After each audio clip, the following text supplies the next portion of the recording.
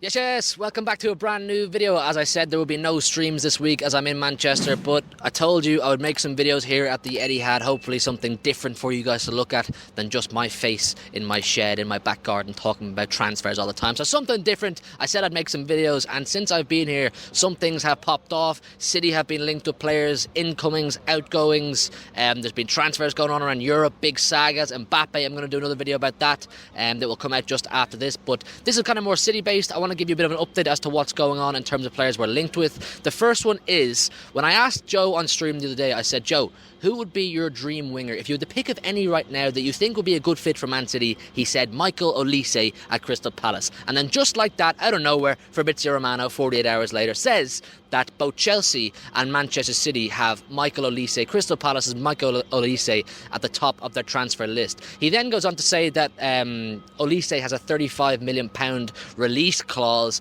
and I was thinking that's a no-brainer. Man City do love a release clause. You know, Cheeky loves a release clause. I say go in for that. He's a perfect Riyad Mahrez replacement. I'll go into a bit what I think of him in a second, but this is kind of where we're at.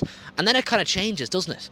The word comes out that Romano's actually wrong. The release clause is a bit higher than 35 million. I don't know how much it exactly is, but it's definitely not 35 million according to other sources. So has Romano got that wrong? Is that a second stinker in a week for Romano? Remember the here we go for Vardiol, he got wrong. You know, we won't talk about that one. But listen, anyway, Michael Olise, apparently he was in the Man City Academy when he was younger. I'm a fan of him. I like his mentality. I think he's cold.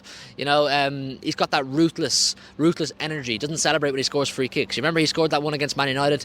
Didn't even bat an eyelid. Just stood there and went, yeah, this is what I do. This is the kind of guy I am. But is that saying great?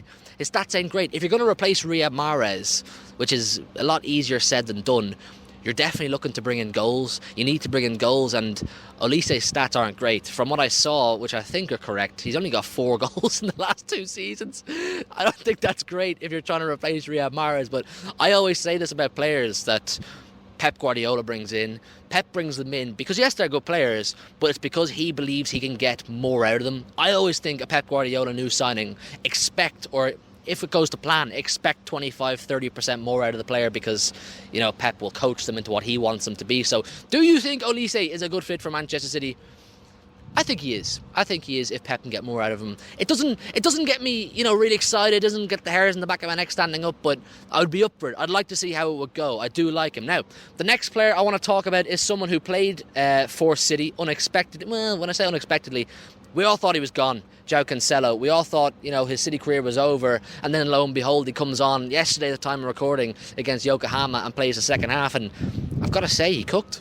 I've got to say, you know, to be fair to Cancelo, he did cook. Got a beautiful assist for that Haaland goal, the last Haaland goal. But the thing with Cancelo is, we know this. You know, we know he cooks when he attacks, but his defence is his flaw. He's not great in defence, so I wasn't surprised. But a bit of an update came out about him there this morning, and that is from Sam Lee, so you'd think it's pretty reliable. He says Man City do not want Joao Cancelo to stay.